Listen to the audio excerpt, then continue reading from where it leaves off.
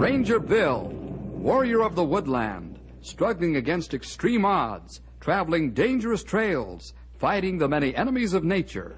This is the job of the guardian of the forest, Ranger Bill.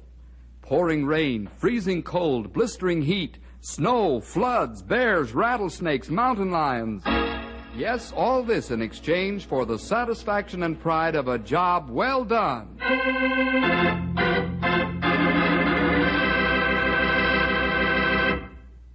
Up in the Knotty Pine country, there's a terribly deep gash in the earth's surface. This oversized ditch is called Dead Man's Gorge. It's 1,200 feet to the bottom of this monstrous chasm, and Uncle Sam's decided to build a new bridge over it. Ranger Bill is responsible for the construction of the bridge since it's on government land. Of course, we know that Bill's hired bridge builders and engineers to construct the steel giant.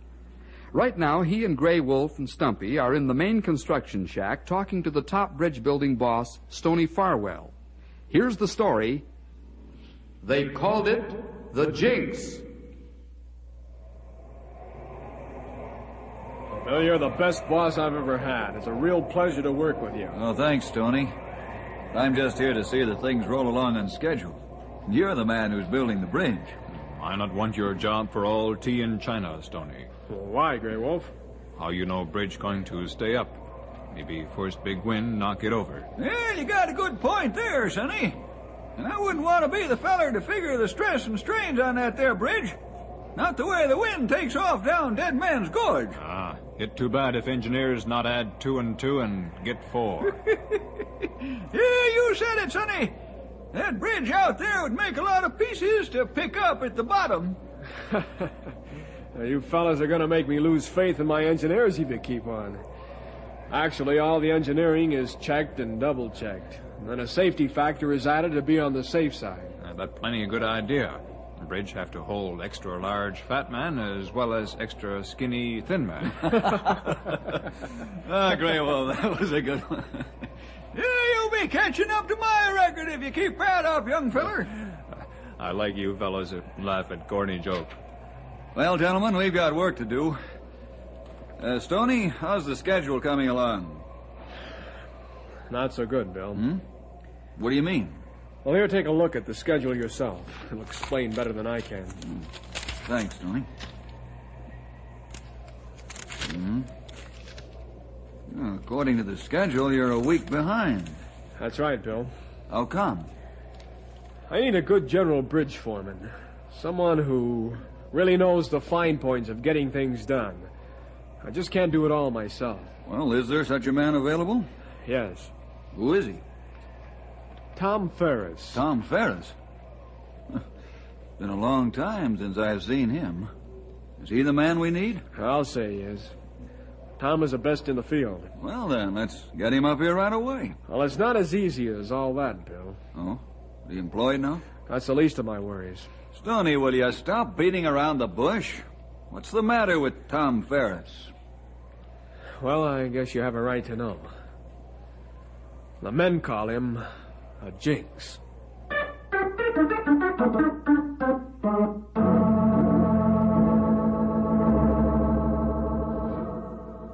It's mighty cold out on the bridge. The men get so chilled from the frosty wind and the cold steel that they're given a rest period every hour and a half. There's the stop work signal. The girder setters, the riveters, the bucket men, the structural foremen, the laborers stiffly climb down from the superstructure or up from the substructure and head for the coffee shack. The half-frozen men try to get their blood circulating full steam to drive the cold out of their bodies. The fragrant aroma of good coffee sifts into their nostrils. They quickly find their way to the coffee shack and the warm stove. Hey, fellas. What do you want, Tony? I heard a rumor that Tom Ferris is coming to be boss of this job. Where do you hear of that, Tony? I went to buy Stoney's shack to get a bucket of rivets, and he and a Bill was talking about being late on the schedule. Yeah, go on now. Well, Bill was giving Stoney the business about us losing a week's of time. Stoney, he ups and says Tom Ferris be brought in for top foreman. That's all I heard, Pedro. I ain't working for Tom. He's a Jinx. That's all right, he's a Jinx. What are you fellas talking about? I heard that Tom Ferris is the best top bridge foreman in the game. He gets things done. It's all right, Sandy. But as old timers know, when Tom's a boss in a job, there's always a lot of accidents. That's right, Sandy. You younger fellas don't know about the jinx that Tom carries with him. All the kinds of crazy accidents that happen. What are you talking about? Tom used to bring a jinx with him. There isn't such a thing as a jinx. That's superstitious nonsense. Maybe it's a what do you say, but I'm not going to work for Tom Ferris. I'd probably end up on the bottom of Dead Man's Gorge. That's right.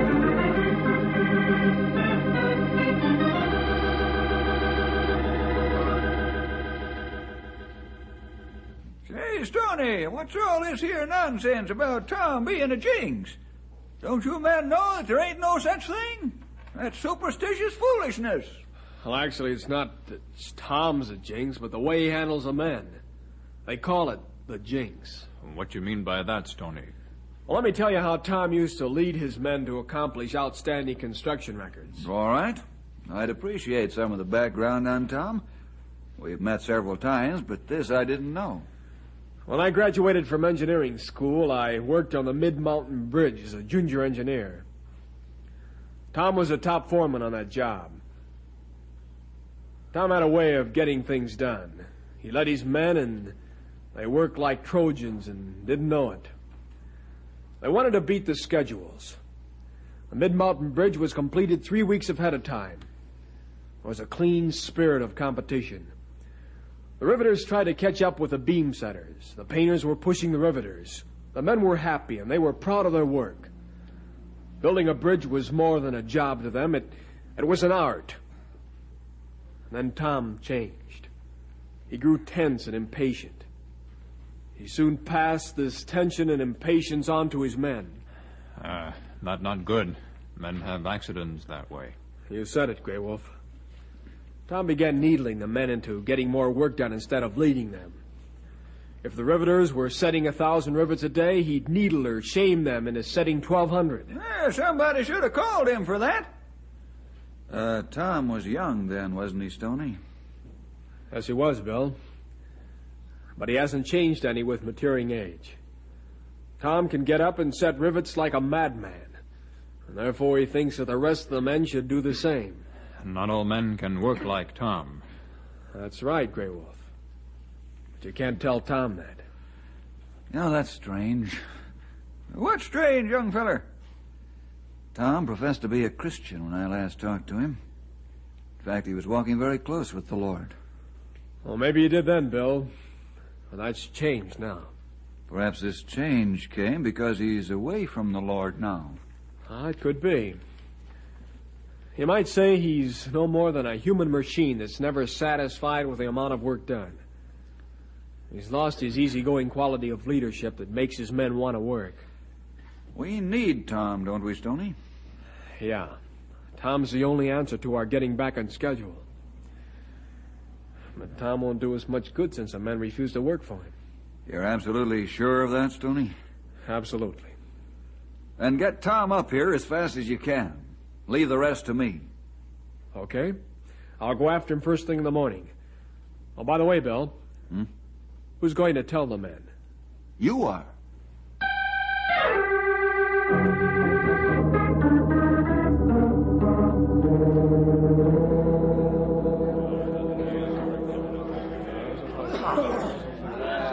All right, fellas, quiet down.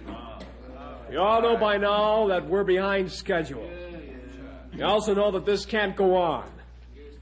The only answer to our problem was to get the one foreman who could do the job. I think most of you know Tom Ferris. Yeah. Tom's going to be the general bridge foreman on this job starting as of now. We're all familiar with Tom's ability to get things done. Since our construction is a week behind, we've asked Tom to help us bring the work up to schedule in a reasonable length of time. Tom, do you want to say anything to the fellas? Nothing more than I'm glad to be here. I know we'll all work together as a team and build this bridge ahead of schedule. And so what do you think, Tom? I ain't working for you. Not no more. You're a jinx. As you said it. Yeah, Pedro's right. I'm quitting too. Pedro, you know better than to talk like that. You've never had an accident on the job. That's about it, Tom.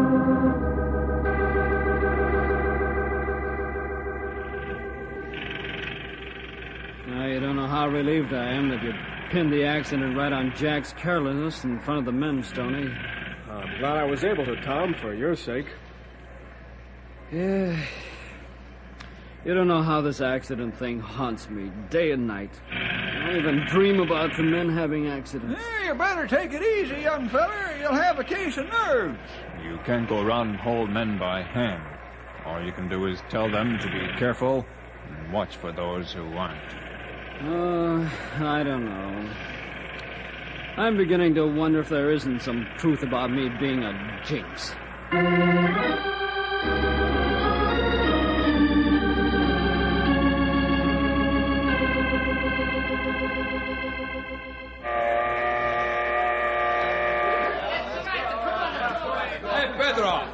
Hey, Pedro, the bridge seems to go up like a growing a boy, huh? Yes, Tony, the bridge she's growing almost too fast. Pretty soon we have to change it from knee pants to longer britches, huh? All the time you make a joke, Pedro. Why not? Salma says we's 1 day ahead of schedule. All the men are proud of that. Why shouldn't we be? Takes a good foreman and good men to do what we've done. Sandy, you're right. We do it without accident except for Jack fall down from the bosun ladder. And that was his own fault. Say, you know something, fellas? I know. What should we know, Pedro? I think Bill is right. There ain't no such a thing as a jinx. We all got to be careful and nobody's a get hurt. That's right, Pedro. It's the jinx that Tom is supposed to have, I think, is gonna far away and never come back.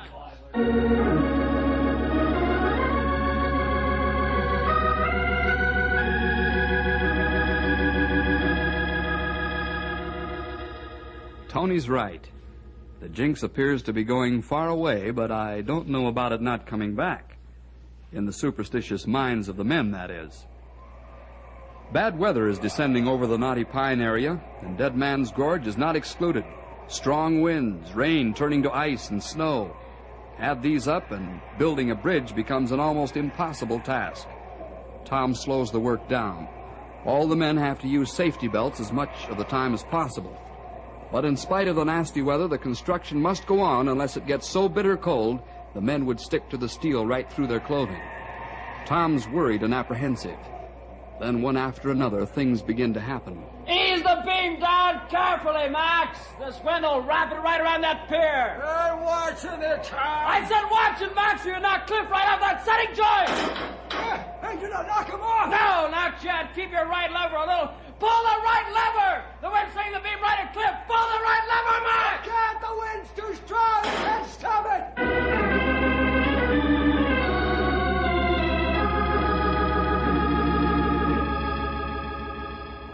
Pedro, the wind's going to take the rivet bucket. I'll fix it, Tom. Get that bucket, Pedro, quick. I can't do it. Hey, look out below. Hot rivets. Run for it, fellows.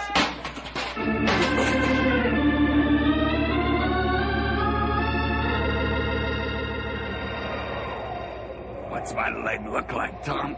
It's broken, Lefty. I thought so. Feels like it's been smashed to smithereens.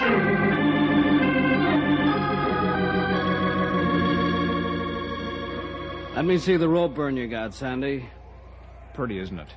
If I hadn't slid down the rope, I'd have been right where that bolt snapped.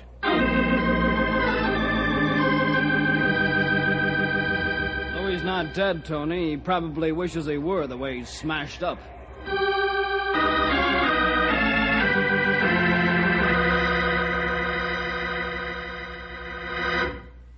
I'm sorry to hear about Louis. You're sorry. How do you think I feel? Oh, take it easy, Tom. That's easy to say. First Cliff, then the bucket of hot rivets burns half a dozen men, then Sandy and now Louis. Oh, I forgot Lefty with a smashed leg. I understand how you feel, Tom. What do you say we stop construction for the rest of the week? Maybe We won't have to stop work. What? The boys just walked off the job. All except 6. I see. The jinx again, huh? What do you think the men call it? Call me. Well, there's only one thing to do. Is there? Yes, I'm going to call Bill.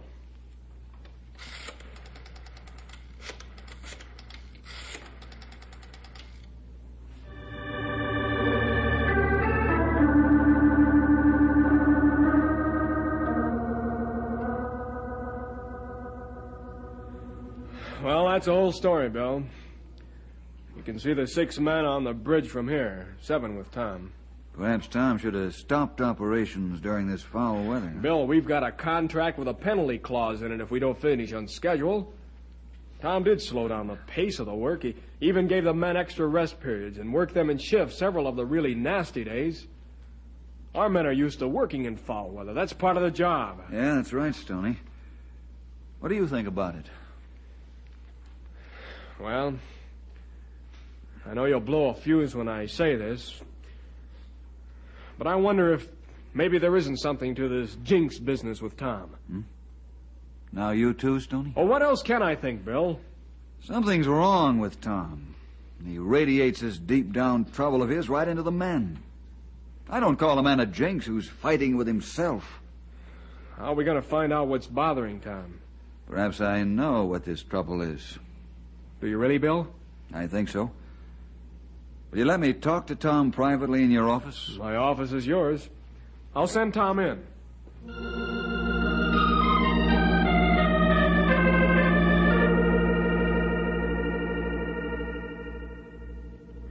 Now, Tom, what's eating you? What do you mean, what's eating me? There's nothing wrong with me. There's nothing besides this terrible fear I've developed of accidents to my men. Tom, don't try to buffalo me. I've worked with men all my life, all kinds of men. I know them pretty well. What are you getting at, Bill? I've told you what was wrong with me. You only told me half the story, Tom. What do you mean? Why are you fighting with yourself? Why, You told me a long time ago that you were a Christian, Tom. Can you still look me in the eye and say you're playing square with the Lord? Well, that is... Well, you see, Come Bill... on, talk like a man, Tom. Are you still letting the Lord run your life, or are you trying to do it on your own? Tom, if you straighten things out between you and the Lord, then things will straighten out between you and your men. Well, Tom? All right, Bill. You win. What's the use of fighting the Lord any longer? You're right. I haven't been letting him help me build bridges. I've been beating my head against a stone wall. You aren't telling me a thing, Tom. I knew that the first day you came on the job. You did? How? You aren't leading your men, Tom. You needle them into jealous competition with one another. They've contracted your restlessness and impatience. Oh, they do good work, but it's not the satisfying, high-quality work they could do. You see, Tom, a boss radiates his thoughts to his people. This happens faster by the boss's actions than his words. I never thought of it that way. Now that I do, I know you're right. Tom, are you ready to straighten things out between yourself and the Lord? Yeah, Bill. Let's have a good old-fashioned prayer meeting right here. Okay? Are you ready to go all the way with the Lord? Yes, Bill.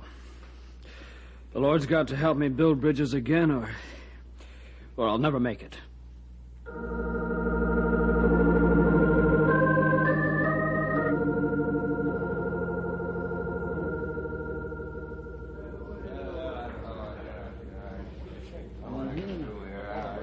Fellas, what I'm about to say may shock some of you, but I'm going to carry it out anyhow. This morning and each morning after this, we're going to have prayer before we begin our day's work. What? Prayer? What do you... I know some of you don't like it. You can pray with me or you can leave as you wish. In any event, I'm going to pray. If any of you want to leave, please do so now. There'll be no hard feelings. Let's pray. Heavenly Father, we ask that you keep us safe from accidents as we go out on the bridge today. Help each one.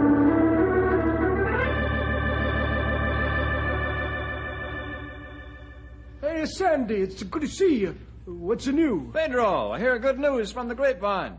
Tom's a changed man. I hear the same thing, Sandy. You did? Yeah, maybe I go back to work in the morning, eh?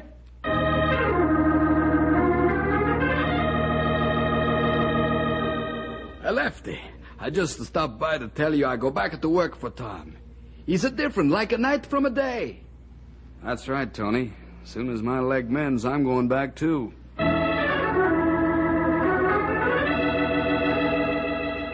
Well, Stoney, how about my old job? Can I have it back now that Tom's acting like a human being? Tom, I'd like to work for you again.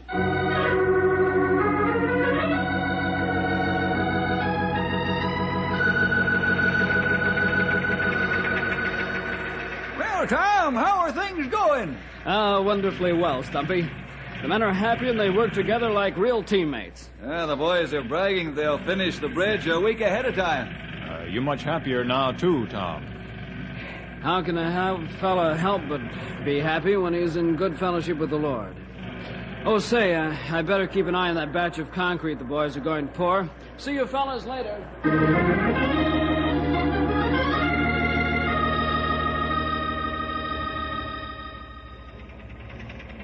Hey, Tony, don't you think a Mac works as a crater pretty close to painted scaffold?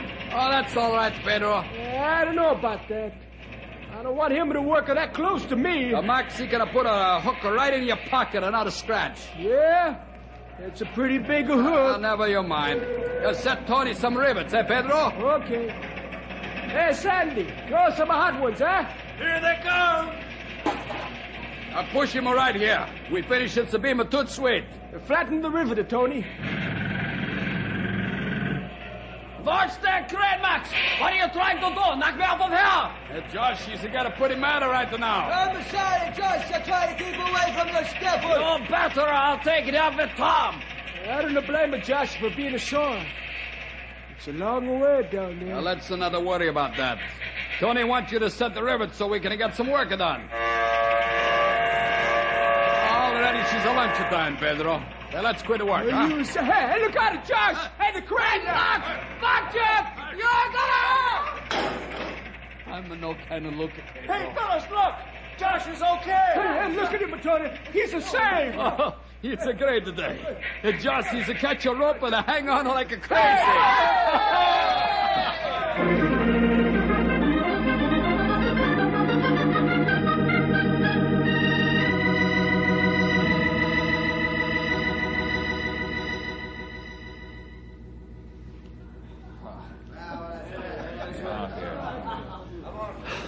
Boy, that was a close one, Bill. I'll say it was, Sandy. The rope saved the painter from a bad fall. You know, Tony, just to when we think everything's going to be fine, then this happens. So what? The painter didn't fall, did he? He's a grab of the rope, he's a safe, huh? Hey, that's right. That means Jinx, he's a broke. No, Pedro. That means that God has answered prayer.